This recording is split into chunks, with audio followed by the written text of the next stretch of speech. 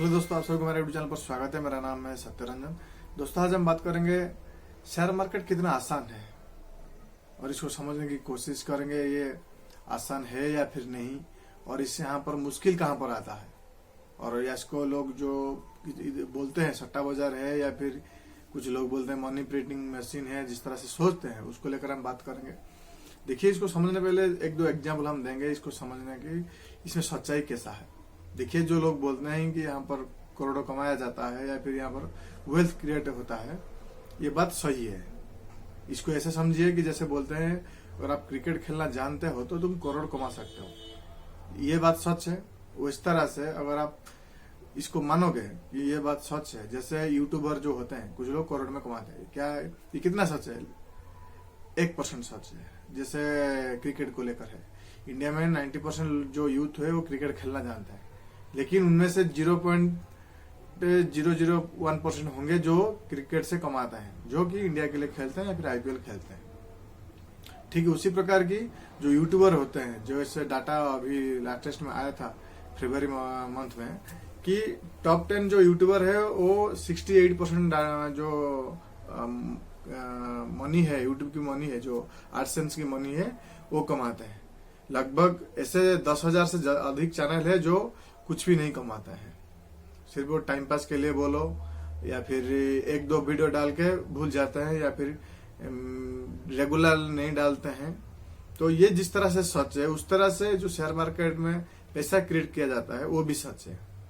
समझ रहे हो? जैसे हर फील्ड में होता है कि जो जितना सिंसियर लेके है उसको लेकर वो उतना रिटर्न कमाता है या फिर रिजल्ट पाता है। और जैसे इसको समझने की और भी कोशिश करोगे तो कहीं ना कहीं जो मेहनत लोग करते हैं उनके लिए सब कुछ आसान होता है, ऐसे भी कह सकते हो, और जो आलसी लोग होते हैं उनके लिए सब कुछ मुश्किल होता है, और ये बात सच है। लेकिन इसको इस तरह से समझना कि ये बहुत आसान है या फिर बहुत मुश्किल है, ये थोड़ा मतलब डुअल नेचर हो जाएगा। या फिर इसको ऐसे भी समझ सकते हो, ये जो जैसा सोचता है वो इसके लिए वो ऐसा है, ये बात सच है।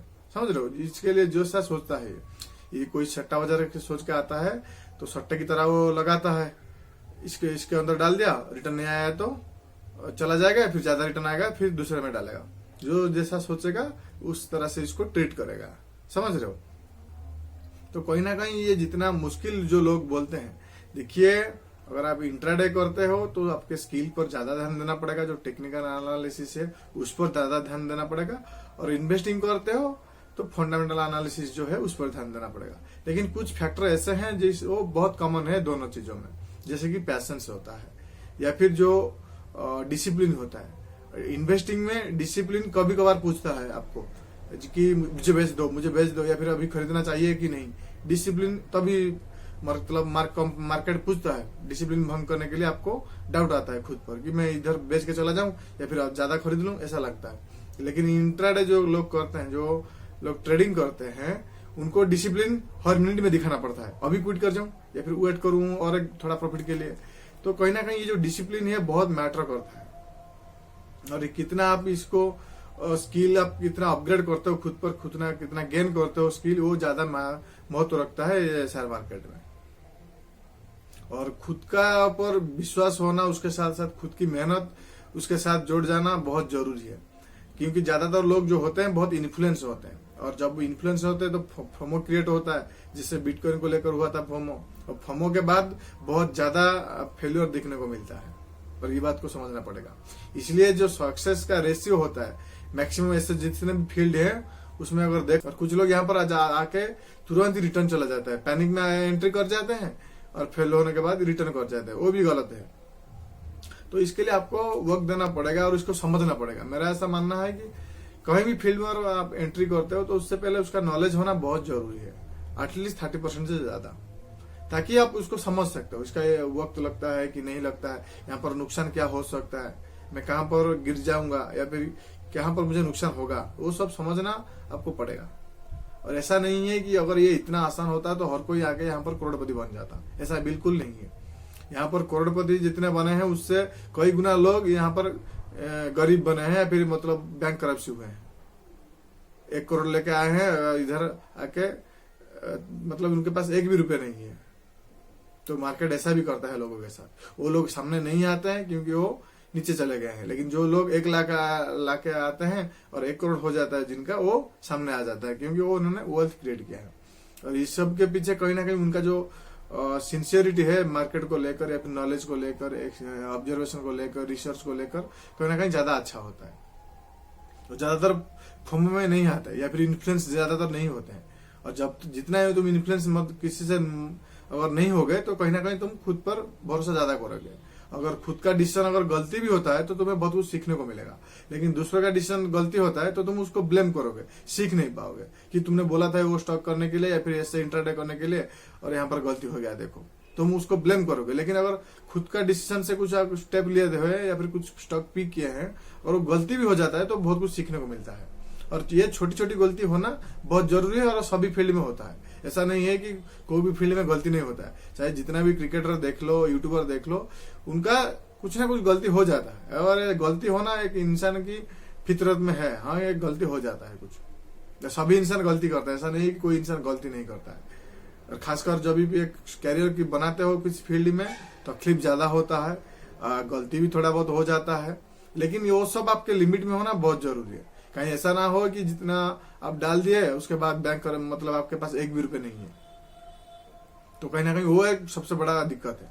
इसके अलावा इधर गलती होता है और ये इससे गलती से आप बहुत कुछ सीखते हो। और जितना गलती शुरुआत में कर दोगे उतना आगे जाकर उतना गलती कम हो जाएगा आपका। और ये आप जिस तरह से इसको देखोगे इसके लिए आपके लिए उस तरह का है। और ये क्या वेल्थ यहाँ पर होते हैं, यहाँ पर रीच भी होते हैं। इसका एग्जाम्पल कई सारे हैं, आप यूट्यूब में रिसर्च करके पता चल जाएगा या फिर गूगल करके पता चल जाएगा। लेकिन ये गेम ही ऐसा है, आप जिस तरह से देखोगे ये आपके लिए उस तरह का है। ये कोई पर्टिकुलर नहीं है। तुम दिन में 1 दिन में भी पैसा कमा सकते हो, 1 महीने भी कमा सकते हो, 1 मिनट में भी कमा सकते हो, 1 घंटा में भी कमा सकते हो।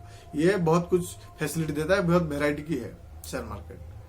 और तुम किस लिए आए हो, तुम कितना रिस्क ले सकते हो, ये सवाल सब आप ही जानते हो। या फिर आपको ये इसका आंसर पता होना चाहिए कि हाँ मैं इतना रिस्क ले सकता हूँ, इतना मैं डाल सकता हूँ, इतना मेरा रिस्क एपेटाइट है। ये सब कुछ चीजें जो है ये आपके ऊपर निर्भर करता है। तो जितना ज्यादा आपको जान लोगे उतना ज्यादा आपके लिए अच्छा होगा। पर ब्लाइंडली किसी के ऊपर भरोसा मत कीजिए। और ब्लाइंडली कोई भी कंपनी का सिर्फ ये है इसीलिए पिक कर लेना, वो भी सही नहीं है। जैसे TTML के साथ हुआ था, बहुत लोग उस पर जब मैंने एक वीडियो डाला था, उसका जब प्राइस 280 रुपए के ऐसा कुछ था, मैंने डाला था, बहुत लोग मुझे क्रिटिसाइज कर रहे थे कि ये कंपनी ऐसा है।